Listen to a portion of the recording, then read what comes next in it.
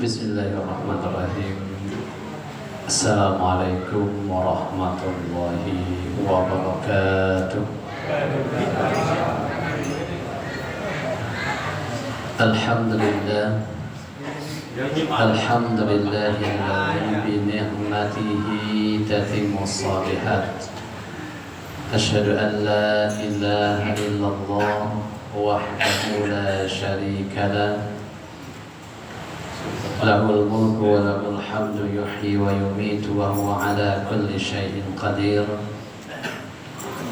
Rabbi shrah li sadri wa yassir li amri wahlul 'uqdatam min lisani yafqahu qawli, amma ba'du. Hadirin Bapak Ibu yang dirahmati Allah Subhanahu wa taala, tak lupa adik-adik akhwat yang sempat hadir pada malam hari ini. Tentu kami mengajak untuk terus kita ini mampu meningkatkan selain ketakwaan adalah rasa syukur kita. Syukur yang menjadi kewajiban bagi kita kaum muslimin, karena dengan syukur itulah bisa melahirkan rasa bahagia. Dengan syukur itulah bisa melahirkan rasa qanaah, puas hati, mawas diri.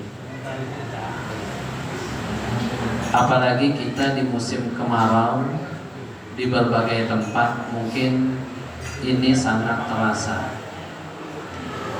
Di Palembang beberapa titik terjadi kebakaran yang itu mengakibatkan kabut yang cukup hitam, dan di beberapa tempat lain juga mengalami hal yang sama. Tetapi kita alhamdulillah, walaupun dalam kondisi yang kemarau seperti ini, tapi hampir tidak berasa.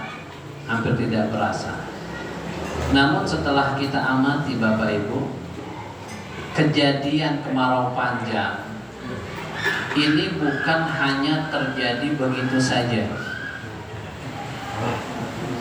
Kemarau panjang ini salah satu azab yang diberikan Allah kepada kaumnya Nabi Syuaib, karena mereka menyekutukan Allah, tidak mau taat.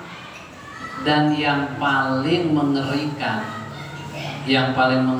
adalah dalam surat Al-Mutaffifin itu, di antara sebab didatangkan azab kemarau panjang, saking kemarau panjang ini atau panasnya luar biasa, itu sampai ada yang mati, Pak. Nah, sebabnya apa? Sebabnya itu ulah para pedagang, yaitu mereka mengurangi timbangan. Jadi tidak main-main.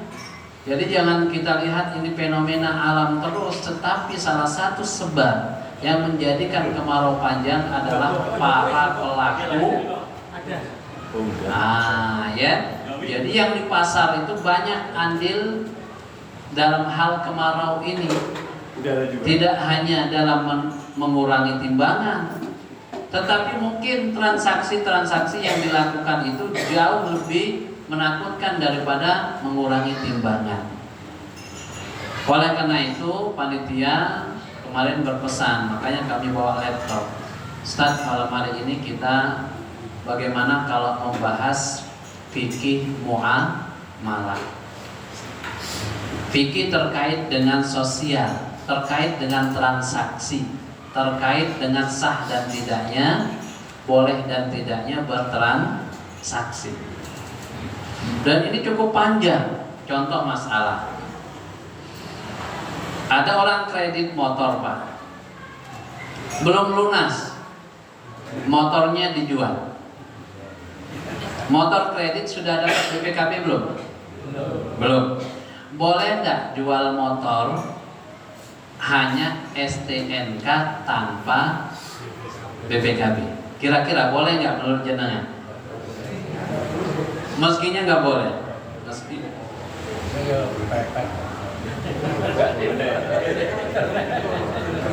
Tapi ada nggak yang melakukan itu? Banyak ternyata. Bukan ada tapi banyak. Dikatakan kita punya motor itu kalau sudah dapat BP, berarti selama kita belum dapat BPKB belum memiliki. Makanya ya Allah, ternyata ya hal-hal yang seperti ini lewat, kita anggap biasa saja karena kita memang belum tahu ilmunya.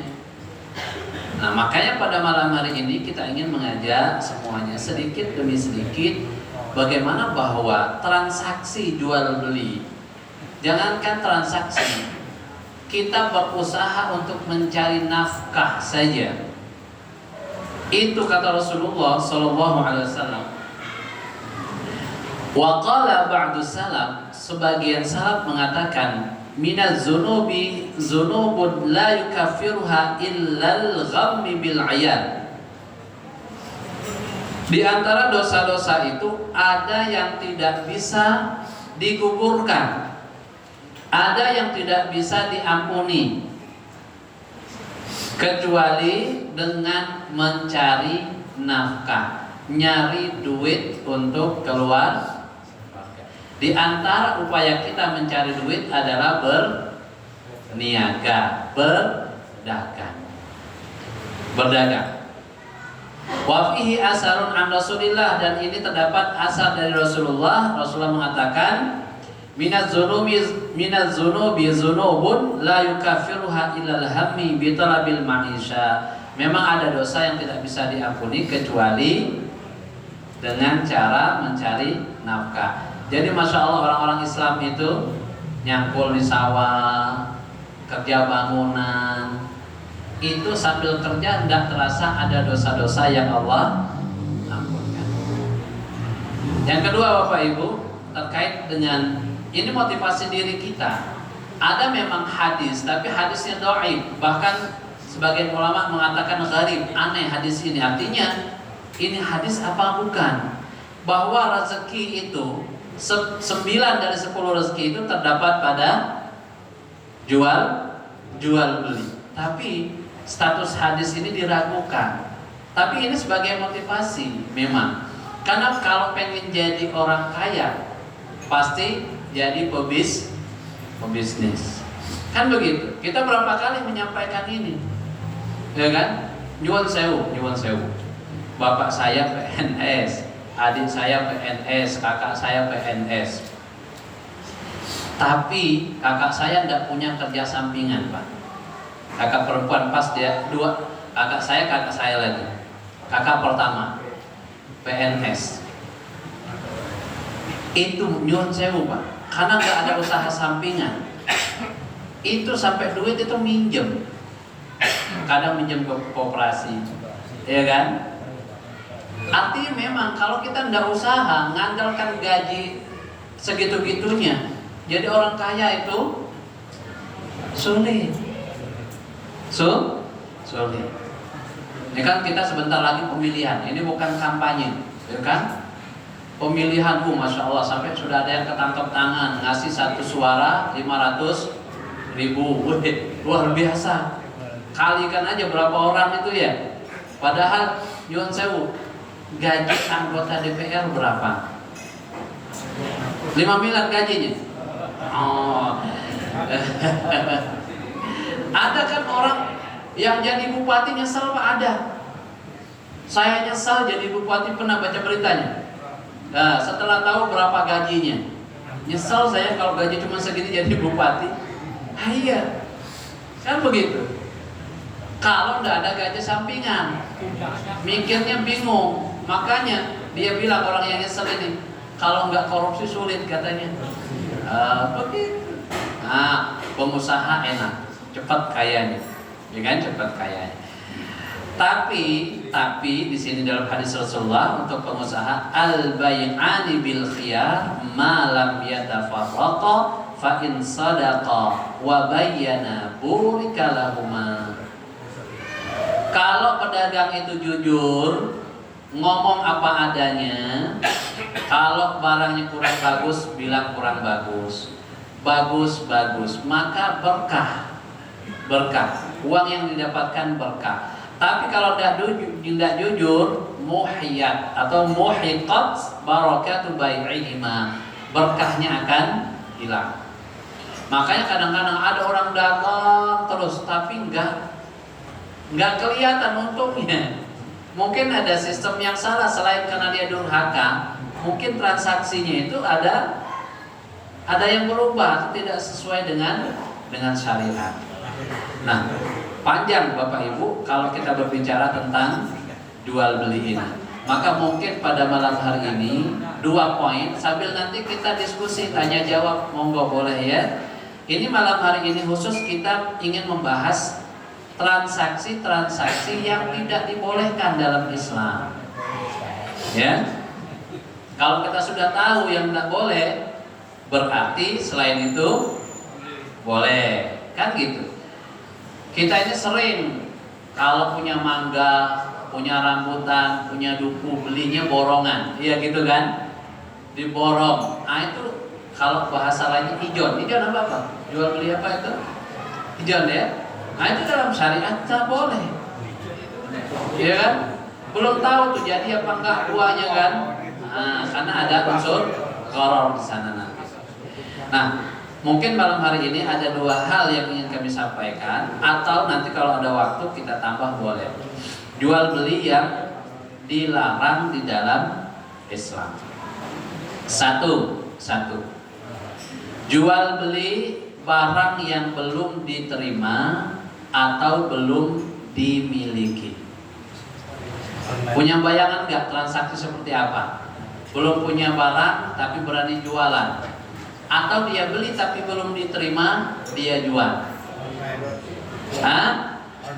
Dropship nanti kita bahas, ya. Karena dropship itu ada yang boleh, ada yang tidak boleh. Reseller ada yang boleh, ada yang tidak, ya. Nah, dropship itu mirip, tetapi lihat dulu dia sebagai wakil dari yang punya barang atau seperti apa. Nanti supaya dia sah, dia harus kita perlakukan seperti transaksi salam. Ini mohon maaf Pak ya, saya sering banget ngeliat ke sini. Takut nanti ngeliatin ibu-ibu saya jadi grogi juga nanti ya. Bukan gak mau ngeliatin, bukan ya. Nah, ya. Jadi hadisnya begini. Ya Rasulullah, ya'tini ar-rajulu fayuridu minnil bai'a laisa 'indi afa abta'uhu lahu min as-suqi faqala la tabi' ma laysa 'indaka. Wahai Rasulullah, seseorang mendatangiku lantas ia menginginkan dariku menjual barang yang bukan milikku. Apakah aku harus membelikan untuknya dari pasar? Nabi SAW bersabda, jangan engkau menjual barang yang bukan milikmu. Artinya, saya sedang duduk, datang orang pengen beli barang, saya nggak punya barangnya. Rasul boleh nggak kalau saya belikan ke pasar dulu, carikan. Kata Rasulullah, jangan jual sesuatu yang tidak kamu miliki. Artinya ketika orang datang itu jangan langsung ada transaksi. Tapi kalau sekedar pesan, oke, nggak masalah. Tapi kalau langsung menentukan harga, transaksi barangnya belum ada, nggak boleh. Nggak boleh. Contoh begini. Saya keliling, ya kan? Karena saya pemborong misalkan, ya. Mampir di toko bangunan, saya lihat ada keramik model baru, bagus, ya kan? Saya beli itu, ada 10 dus. Harga 1 dusnya misalkan 100.000.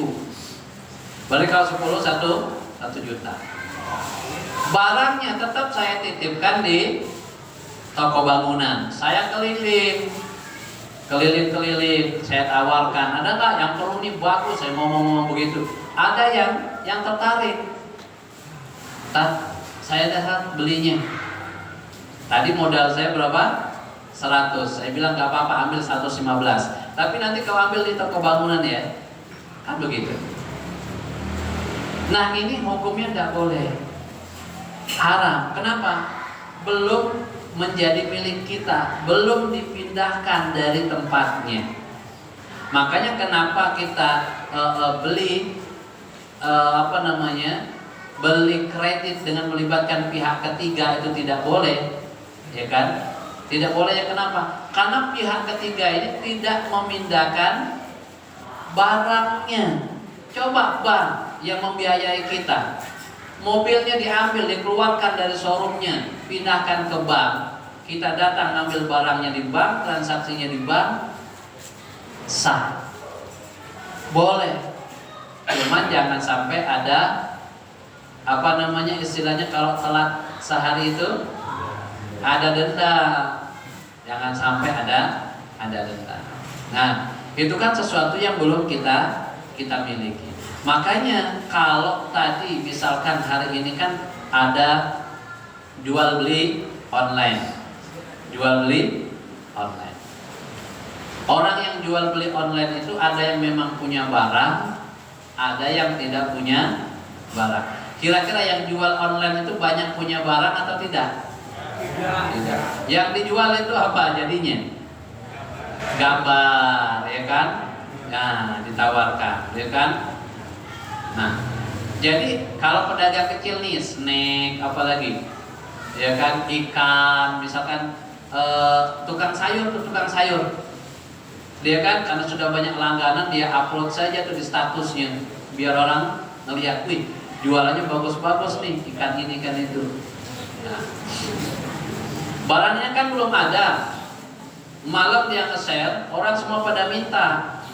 Maka kalau itu sekedar pesan, belum terjadi akad, pesan sama beli beda. Pesan sama transaksi beda. Kenapa? Kalau pesan kita tidak jadi beli, tidak masalah. Tapi kalau sudah transaksi, kalau sudah itu nggak boleh mau tidak mau harus diambil. Mau tidak mau harus diambil. Nah, yang seperti ini kalau dia mesen tuh tidak masalah. Tidak masalah. Tapi kalau langsung transaksi, langsung diiyakan, langsung di situ, itu tidak boleh. Ya, tidak boleh. Nah, ada juga yang disebut reseller, jual kembali. Ini artinya ada beberapa kemungkinan. Dia nyetok barang, mengambil banyak barangnya, terus dijual dengan cara online. Ini boleh. Dan untungnya lebih banyak, ruginya juga lebih besar.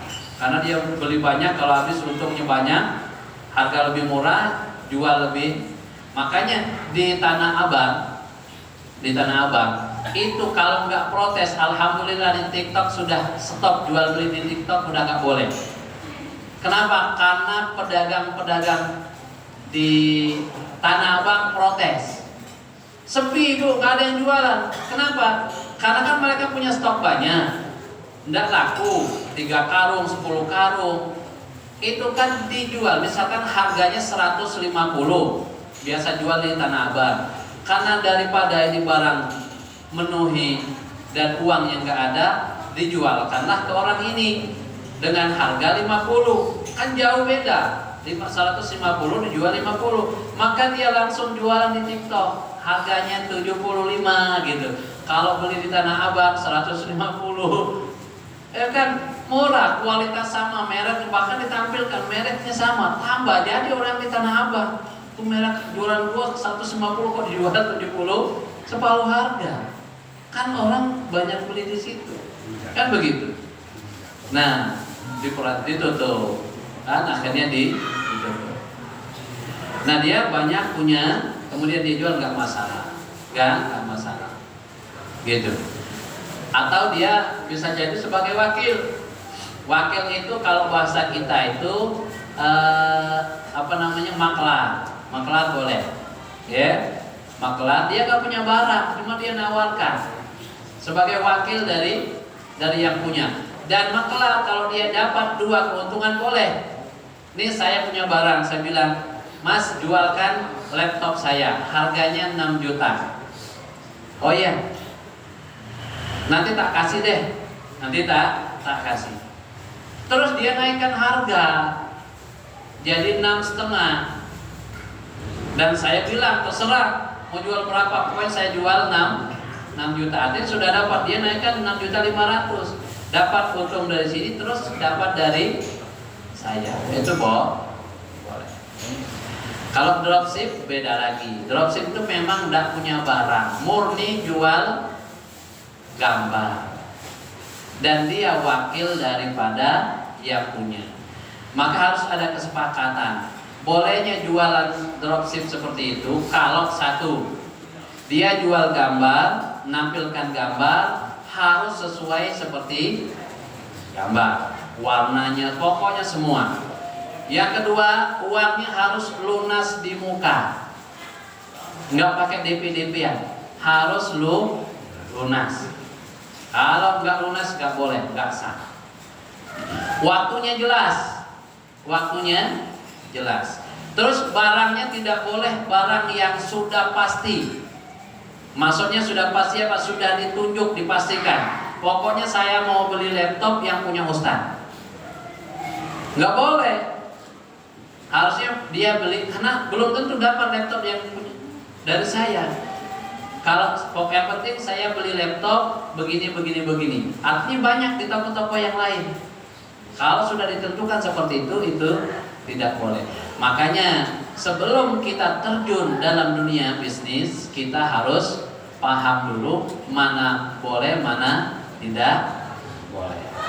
Oke, itu jual online. Termasuk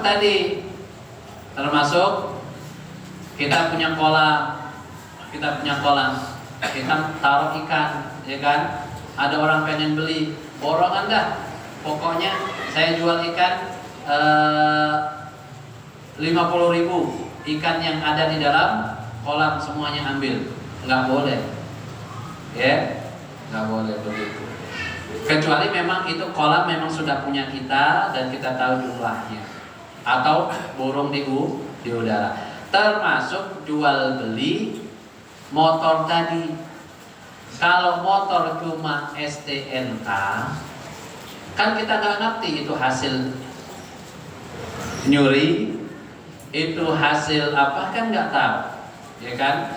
Dan bukan menjadi belum dinyatakan sebagai kepemilikan sah sebelum dapat BPKB-nya. Maka nanti monggo ditanyakan, kita diskusikan saja. Hadis yang lain, kunna nashtari ta'ama minar rukbani jizafan fanahana Rasulullah an nabi'ahu hatta nanqulahu min makanihi. Kami membeli makanan dari ar-rukban, para pedagang secara acak, lalu Nabi SAW melarang kami menjualnya sampai kami membawanya dari tempat tersebut. Ada orang lewat di stok, kita beli makanan dari situ, ya kan? Terus langsung kita jual. Jualnya depan yang masih di tempat orang jual itu tidak boleh. Sama dengan tukar duit, itu namanya. Harus dipindahkan dulu. Kita belinya depan masjid, rumah kita sebelah sana, pindahkan dulu. Yang penting pindahkan dari tempat orang yang jual, supaya kata Rasulullah supaya halal. Supaya halal. Kunna fi zamani Rasulillah nabta'ut ta'am. Fayab'asu alaina man ya'muruna bintiqalihi minal makan alladhi ibta'nahu fihi ila makanin siwahu qabla an nabi'ahu. Pesan Nabi, kalau kalian pedagang beli barang, beli apa, sesuatu lah yang mau dijual, pindahkan dulu dari tempatnya, jangan belum pindah sudah dijual lagi, itu tidak boleh. Pindahkan dulu baru boleh. Ya, itu jual beli yang dilarang. Yang pertama adalah menjual sesuatu yang belum kita miliki atau yang belum diterima, ya, yang belum diterima. Saya pindah ke yang lain. Ini sebagai mukadimah untuk kita diskusi, ya. Yang kedua adalah jual beli barang yang diharamkan oleh Islam. Jual beli barang yang diharamkan. Apa saja Pak barang yang diharamkan? Babi. Ya, nanti kita coba lihat di sini ya. Allah Subhanahu wa taala dalam hadis, "Innallaha ta'ala idza harrama syai'an harrama samanuhu." Sesungguhnya Allah itu kalau mengharamkan sesuatu, maka Allah haramkan harganya. Maksudnya barang itu sudah jelas haram, maka tidak boleh dijual belikan. Dulu pernah kita sampaikan di sini pertemuan keberapa saya nggak ingat. Kalau kita dapat, dulu ada orang di Setup itu, dulu yang tinggal di situ orang Jerman. Orang Jerman ini paling suka koleksi patung yang mahal-mahal Pak, yang mahal-mahal. Dan ketika mati nih orang Jerman, diwariskan ke orang Setup. Dan itu harganya mahal-mahal. Karena patung ini adalah sesuatu yang diharamkan, maka sama yang dapat warisan ini semua dihancurkan. Kalau mau dihitung Pak, harganya mungkin udah dekat ke puluhan, 50 juta ke atas. Dihancurkan semua. Kenapa? Karena patung itu haram. Makanya jual beli patung itu tidak boleh.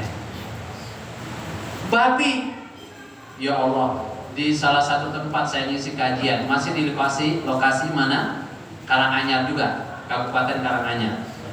Rutin Ahad pagi saya ngisi di sana. Itu jual babi Pak. Habis jual babi, uang dikasih ke masjid, babi itu haram. Maka jual beli, uang dapat dari babi itu haram, tidak boleh. Tidak boleh. Sampai ada yang nanya, Ustaz, apa hukumnya kami meminjami uang untuk modal orang yang usaha babi? Itu tidak boleh. Jelas sudah tidak boleh. Ya. Wa innallaha azza wa jalla idza harrama akla syai'in harrama samanuhu.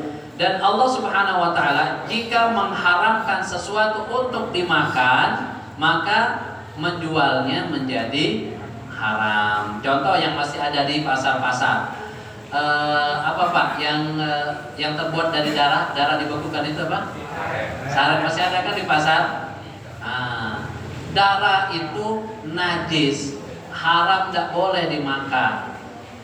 Hari ini sampai hari ini masih ada yang jual, maka jual itu tidak boleh.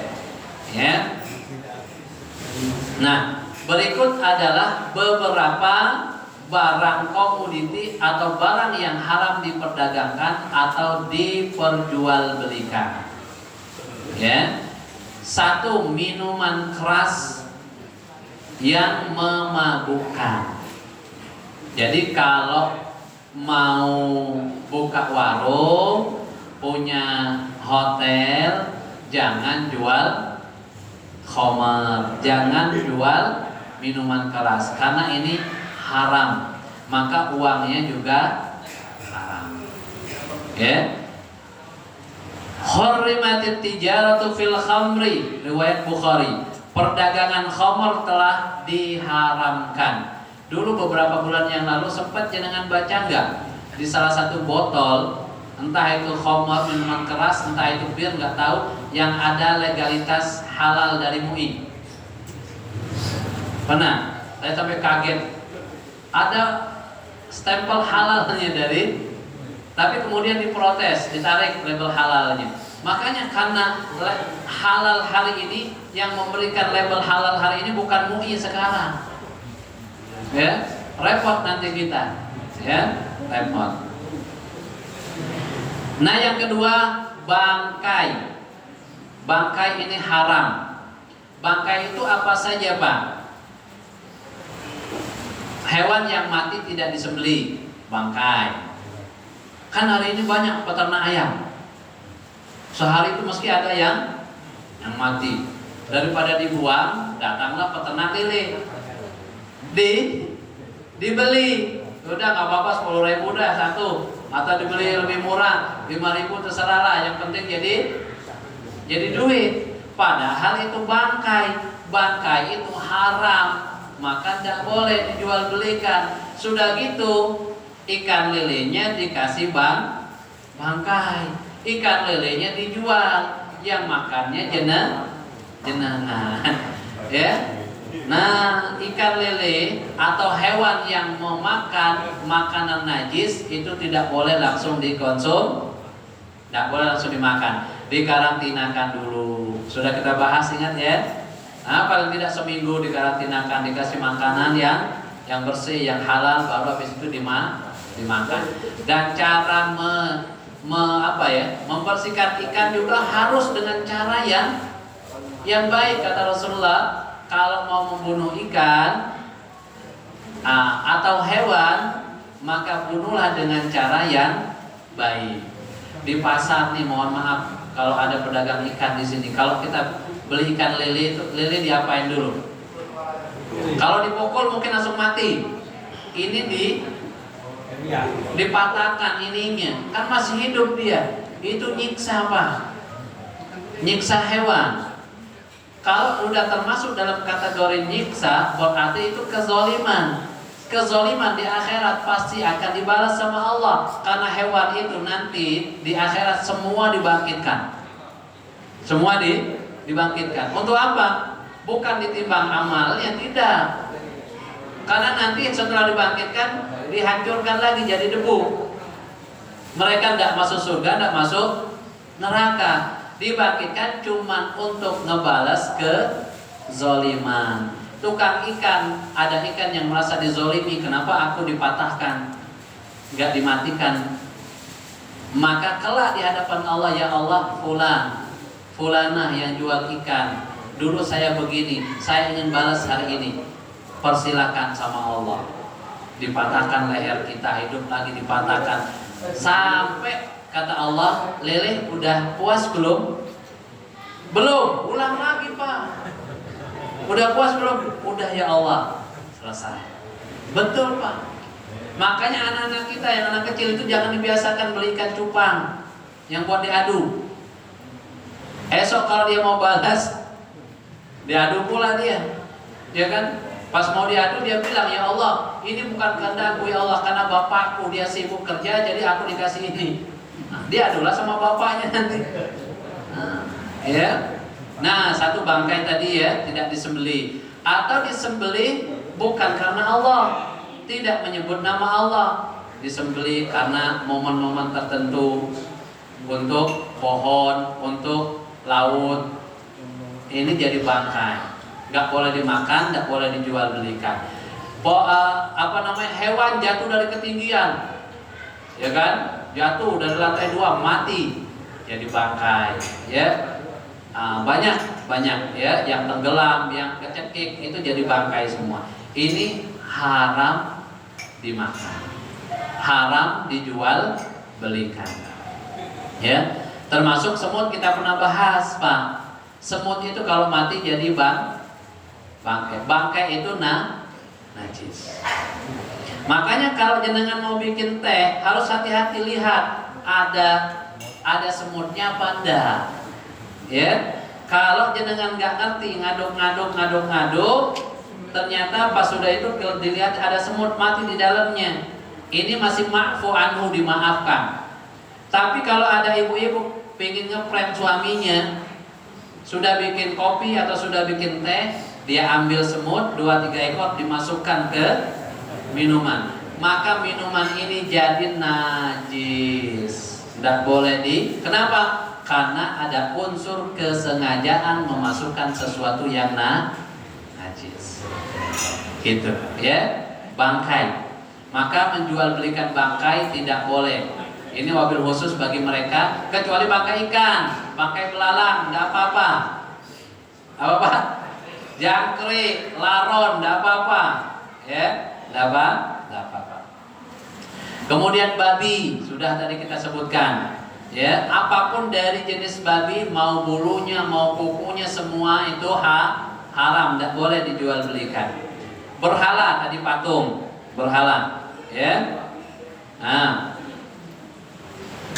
lalu kemudian anjing Pak, anjing tidak boleh dijual belikan, sebagaimana sabda Rasulullah, naha an samanil kalbi wa mahril baghi wa halwanil kahili.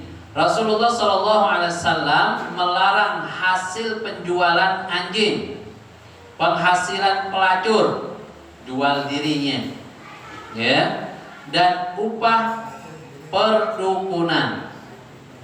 Orang pintar, ya, jadi orang pintar itu yang dimakannya itu dah halal, dah boleh, karena dilarang. Beda dukun sama peruqyah, ya. Dukun peruqyah beda. Kalau meruqyah menggunakan ayat-ayat Al-Quran. Tapi hati-hati nyari peruqyah. Banyak juga orang ngaku-ngaku ahli ruqyah, padahal dia tidak mengerti. Nah, tapi untuk masalah anjing ada pengecualian. Kalau hukumnya dulu sudah kita sampaikan ada 3 Pak ya. Ingat nggak hukum anjing? 1 menurut Imam Syafi'i najis semuanya, bukan cuma liurnya. Menurut Imam Abu Hanifah yang najis cuma liurnya. Menurut Imam Malik anjing tidak walaupun liurnya. Imam Malik kan kalau dia jilat sesuatu dicuci 7 kali, salah satu pakai tanah atau debu. Ini kan membuktikan bahwa itu najis. Najisnya mughalazah pula. Kata Imam Malik apa? Itu kan karena perintah Allah yang bersifat ibadah, sunnah Nabi, nggak perlu ditanyakan. Adapun najis dan tidak, dia tidak tapi bukan berarti boleh dimakan. Tetap tidak boleh dimakan. Kita tahu hukum ini, kan kita ini dekat jalan masjidnya. Jenengan di bulan Ramadan habis berbuka, masjid kebuka, pintunya nggak ditutup. Ada CCTV di sini. Nah, ada CCTV. Semua pulang, makan, bukaan dulu, ya kan? Begitu dicek di CCTV rekaman, anjing mondar-mandir di sini. Padahal kita mau sholat Isya dan Tarawih, jenengan mau ngambil pendapat siapa? Imam Syafi'i, semua sajadah harus dikeluarkan dan dicuci karena najis. Kalau Imam Abu Hanifah harus dicari dulu atau dilihat CCTV-nya, ada nggak tetesan liurnya. Tapi kalau mazhab Imam Malik aman, disapu saja karena tidak itu fungsinya. Kenapa perbedaan pendapat ini menjadi rahmat? Kalau satu saja ya Allah, mana belum bersih-bersihnya, kan begitu, ya.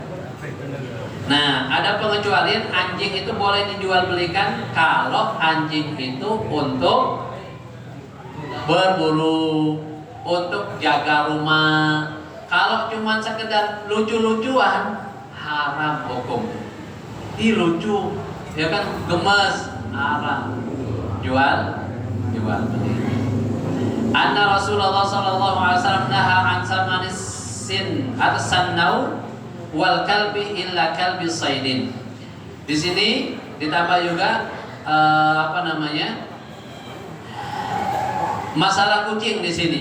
Rasulullah Shallallahu Alaihi Wasallam melarang upah penjualan kucing dan anjing, kecuali anjing buruan itu boleh. Nah, jadi kucing walaupun diperselisihkan di antara ulama, ada yang membolehkan, ada yang tidak membolehkan. Yang tidak membolehkan mengambil hadis ini bahwa kucing juga tidak boleh dijual belikan. Ya, kucing tidak. Kemudian darah tadi sudah kita sampaikan. Darah itu najis, mau darah segar, mau darah busuk. Darah segar itu ya kalau kita luka, kalau kita motong ayam darahnya muncrat, itu najis. Darah busuk itu seperti nanah itu, ya itu najis. Maka diolah-olah seperti apapun tetap tidak boleh. Misalkan ular, kobra, pernah makan kobra? Janganlah, bukan belum, jangan, ya kan? Ya, apalagi iya, ya kan? Karena ular itu termasuk yang diharamkan untuk kita makan. Ya, nah habis dipotong, walaupun disembelih ya kan? Nah, kayak hewan ikan, kan kotoran ikan itu kan najis. Nah, najis. Gimana kalau kita beli ikan teri? Ya kan? Itu ikan teri itu nggak ada Pak yang dikeluarkan kotorannya, nggak selesai orang jualan.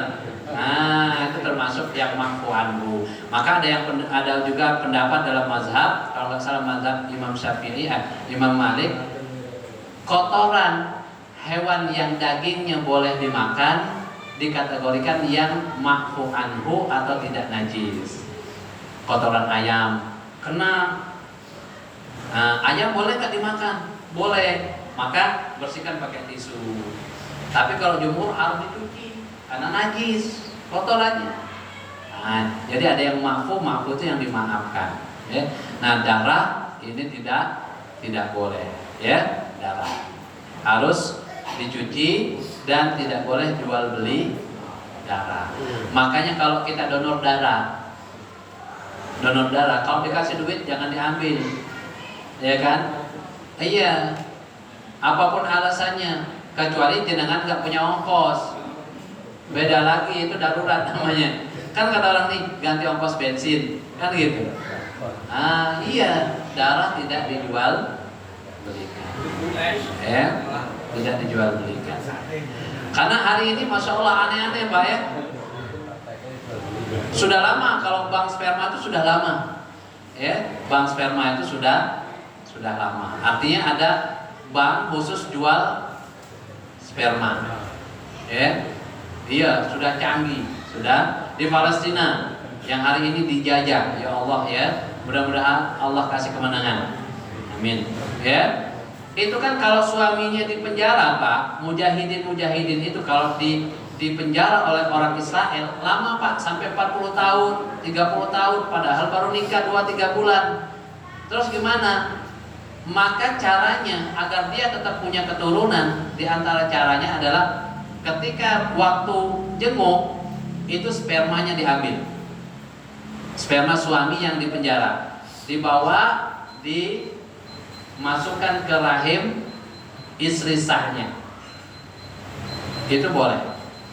Tapi kalau nitip ke rahim orang lain nggak boleh. Maksudnya pakai alat suntik. Kalau langsung zina namanya. Iya, orang hari ini ada bercandanya ngeri loh Pak. Bercanda ke perempuan, Dik, kenapa? Boleh nggak? Boleh apa? Titip calon anak. Ngerti jangan nanti.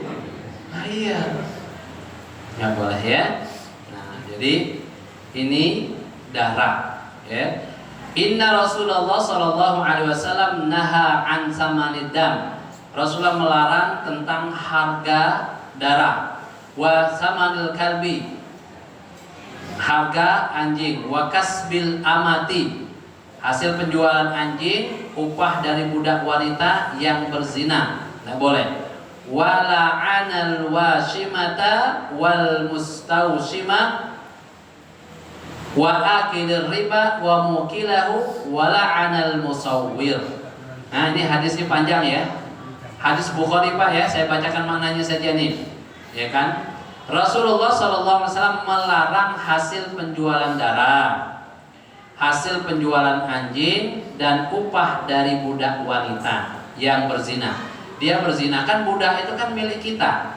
Kita mau jual, mau gauli, boleh, terserah. Nah dia berzina, dikasih orang duit, kita mau ambil, nggak boleh, nggak boleh. Beliau juga melaknat orang yang mentato dan yang minta tato. Dilaknat Pak. Kalau sudah dilaknat, rahmat tidak akan turun kepada dia. Makanya kalau ada tato dan bertaubat dan dihapus, ya, dihapus. Nah tato nih, ya. Memakan riba, rentenir, dan yang menyerahkannya, nasabahnya. Begitu pula tukang gambar, makhluk yang memiliki ruh. Jadi hati-hati, yang biasa melukis, kalau mau melukis jangan melukis makhluk yang bernyawa. Karena dalam hadisnya memang nanti Allah minta dia ngasih nyawa di akhirat. Ya, melukis orang, sempurna lukisannya, esok di akhirat diminta tanggung jawab untuk memberikan nyawa. Kalau mau ngelukis orang, harus ada yang dihilangkan bagian-bagian yang kira-kira kalau itu hilang dia nggak bakal hidup. Misalkan dia ngelukis tapi separuh badan, ada nggak orang hidup batasan perutnya hilang? Nggak ada, ya kan? Pasti mati. Masih dibolehkan. Tapi kalau sempurna gambarannya, nah ini yang akan dipertanggungjawabkan. Masuk dalam kategori hadis riwayat Bukhari ini, ya, tukang gambar makhluk yang memiliki ruh. Makanya kalau mau gambar, gambar saja pemandangan, rumah atau apa. Kalau makhluk hidup, hati-hati. Ya, kalau mau tetap, maka hilangkan bagian-bagian tertentu yang kalau hilang itu dia tidak akan hidup. Kemudian yang haram dijual kucing, sudah kita jelaskan ya tadi, namun kami bacakan hadisnya. Setelah ini monggo kita buka sesi tanya jawab. Anna Nabiya sallallahu alaihi wasallam naha an zamanil kalbi wassinnau. Nabi melarang dari hasil penjualan anjing dan kucing. Yang tidak boleh dijual belikan juga gambar yang memiliki ruh manusia dan hewan. Walaupun ini diperselisihkan di antara ulama. Tapi untuk menghindarinya sebaiknya kita jangan lakukan. Aku dulu pernah berada di sisi Ibnu Abbas radhiyallahu anhuma. Ketika itu ada seseorang yang mendatangi beliau, lantas ia berkata, "Wahai Abu Abbas, aku adalah manusia, penghasilanku berasal dari hasil karya tanganku. Aku biasanya membuat gambar seperti ini."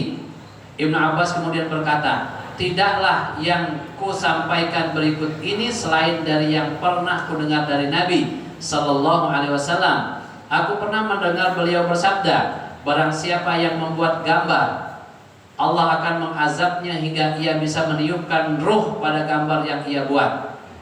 Tadi kita sudah jelaskan. Barang siapa yang membuat gambar, makhluk hidup maksudnya, Allah akan mengazabnya hingga ia bisa meniupkan ruh pada gambar yang ia buat, padahal ia tidak bisa meniupkan ruh tersebut selamanya. Wajah si pelukis tadi ternyata berubah menjadi kuning. Kan dia curhat, katanya aku tuh cuma bisa dapat duit dari hasil melukis ini, gitu. Dinasihati kalau mau melukis jangan melukis makhluk hidup. Jika engkau masih tetap ingin melukis, maka gambarlah pohon atau segala sesuatu yang tidak memiliki ruh. Hadisnya hadis siapa ini Pak? Hadis Bukhari. Hadis Bukhari. Yang kesembilan, barang yang tidak boleh dijualkan. Segala benda yang haram dan yang dimanfaatkan untuk tujuan yang haram. Apa Pak? Kita beli untuk tujuan yang haram. Misalkan, mohon maaf ya Bu ya, mohon maaf, ini nggak ada contohnya di sini. Cuman mungkin contohnya, kan hari ini orang Cina, orang Jepang sudah buat boneka persis seperti manusia untuk memuaskan syahwat laki. Gimana hukumnya? Bentuknya mirip, harganya mahal. Dipegang kayak manusia, bentuknya semua seperti wanita utuh. Nah, beli ini boleh nggak? Kan begitu. Belinya Pak sampai puluhan juta, padahal nikah maharnya seperangkat alat sholat. Kan aneh orang hari ini, beli itu puluhan juta, nikah resmi seperangkat alat sholat. Bisa masak, bisa cuci piring, halal. Dan setiap kali diajak dapat pahala. Boneka tadi setiap dilakukan haram hukumnya. Anda boleh, nggak boleh. Nah, termasuk misalkan, mohon maaf, walaupun musik ini diperselisihkan antara haram dan makruh, ya kan? Kalau memang dia haram, berarti segala terkait dengan musik itu haram. Berarti jual gitar nggak boleh, jual organ nggak boleh, berarti ya. Nah, jadi kita mau ngambil pendapat yang mana? Yang penting sesuatu yang digunakan untuk sesuatu yang haram itu tidak boleh dijual. Kalau dijual uangnya itu haram. Gitu ya. Ini untuk penjelasan terkait. Nah, sesungguhnya benar-benar akan ada di kalangan umatku sekelompok orang yang menghalalkan zina, sutra, khamar dan alat musik, dan beberapa kelompok yang akan singgah di lereng gunung dengan binatang ternak mereka. Seorang yang fakir mendatangi mereka untuk suatu keperluan, lalu mereka berkata, kembalilah kepada kami esok hari. Kemudian Allah mendatangkan siksaan kepada mereka dan menimpakan gunung kepada mereka, serta Allah mengubah sebagian mereka menjadi kera dan babi hingga hari kiamat. Artinya apa? Dia memanfaatkan alat musik untuk yang haram. Kumpulkan wanita, laki-laki, gabunglah di situ. Yang dinyanyikan lagu-lagu romantis yang membuat orang semakin lama semakin dekat, lalu berpelukan, lalu berciuman. Nauzubillah, ya.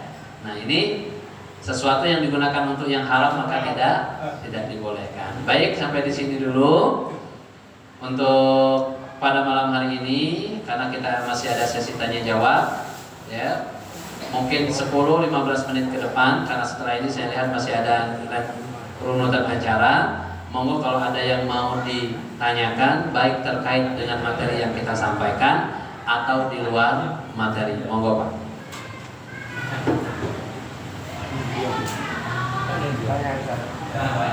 Monggo, siapa dulu? Ada dua ini. Monggo.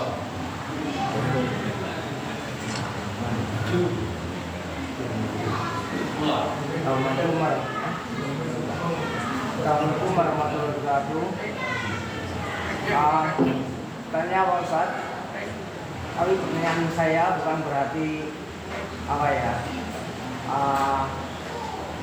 ngeyel atau cuma ingin yang sebenarnya itu bagaimana gitu ya. Itu saya pernah tanya mengenai gambar yang terpasang itu bagaimana hukumnya. Nah, Pak Ustadz itu menjawab, itu hadisnya bermacam-macam. Ada beberapa hadis maksudnya demikian.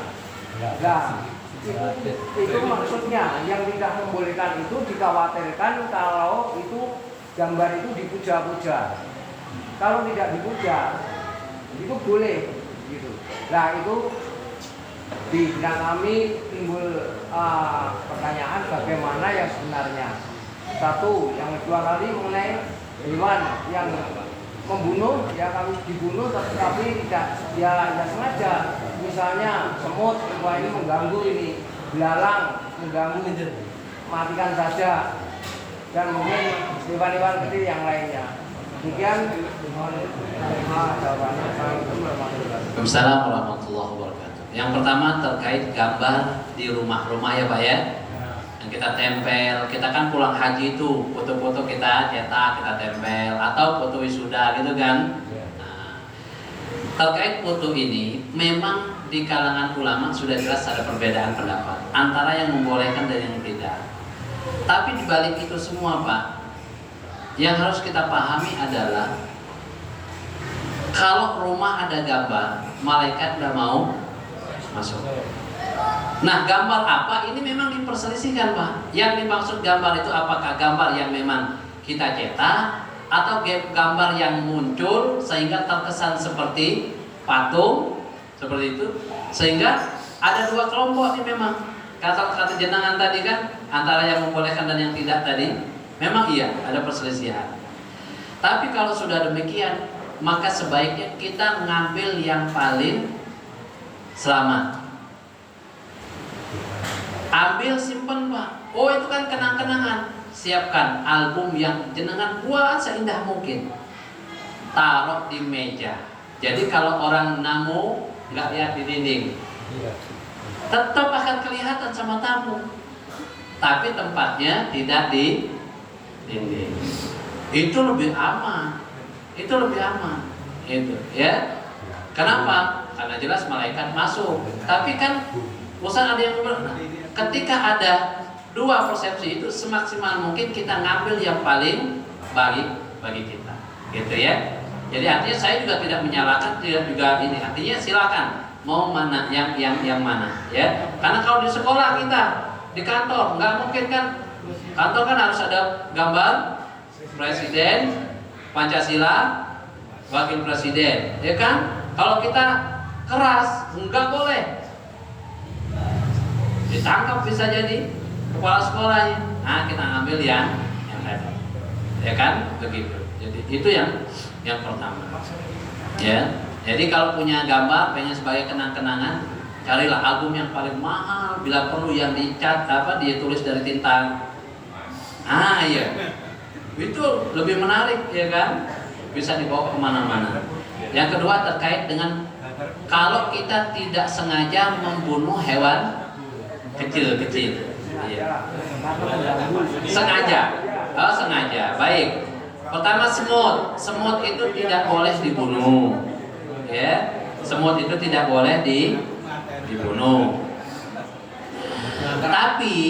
Tapi kalau sudah sampai pada derajat mengganggu dan kita sudah ikhtiar untuk tidak membunuh, tapi kok malah tambah banyak, tambah ganggu, apalagi semut yang kalau sekedar semut makanan Pak, yang di makanan itu janganlah dibunuh, ya kan? Kita naruh makanan 5 menit sudah rame tuh, ya kan gitu kan? Sama ibu-ibu biasa, ibu-ibu kan, ibu suka bersih-bersih, bingung. Biasanya di lemari, di dapur itu biasanya persediaan kapur ajaib banyak, ya Bu ya. Nah langsung tuh, set gitu kan. Iya. Semut manapun yang lewat kapur ajaib pasti mati, ya kan? Nah, jadi kalau bisa dihilangkan tanpa membunuh itulah lebih baik. Tapi kalau membahayakan, sudah tahapan membahayakan, boleh dibunuh. Itu. Tapi kalau tidak, jangan. Gitu. Ya, jadi masing-masing berbeda. Artinya tahapan bahaya itu berbeda. Tahapan bahaya. Karena yang dinamakan darurat itu kalau sudah terkait dengan jiwa dan raga kita. Kalau tidak makan kita mati, maka makan bangkai, makan ular, makan babi boleh.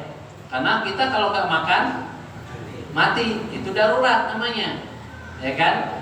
Tapi kalau kita masih kuat, kita bilang darurat Ustaz, nggak boleh. Ya, jadi begitu. Dan perbanyak istighfar. Karena semut ini kan pernah salah satu Nabi Bani Israel, ada yang menyebutkan Nabi Musa, tapi nggak tahu ceritanya apakah Nabi, yang jelas Nabi dari kalangan Bani Israel. Ini pernah dia kan protes kepada Allah bahasanya. Kenapa? Ya Allah, kan manusia yang dunia ini kan ada yang jahat, ada yang baik. Tapi kalau musibah datang, kenapa yang baik kena juga? Bahkan orang soleh lebih dahulu ya Pak ya kenanya. Kata Rasulullah, kalau ada orang soleh tapi dia nggak ingatkan kejadian-kejadian itu, maka yang kena duluan orang yang soleh. Ya Allah, kenapa semuanya? Boya diambil yang jahat-jahat saja, kami ikhlas istilahnya. Ya kan gitu. Allah pengen ngasih pelajaran buat dia, buat Nabi. Tidurlah dia di bawah pohon sedang tidur, ada semut Pak, gigit. Tapi sakitnya luar biasa. Gigit. Satu ekor cuma gigit. Langsung dia ngambil korek, pokoknya apa pada waktu itu entah korek, dibakarnya semut. Allah ingatkan, wahai nabiku, yang gigit kamu cuma satu, kok semua dibakar. Baru sadar, ya Allah, aku sudah zalim mempertanyakan sesuatu yang aku tidak punya ilmu.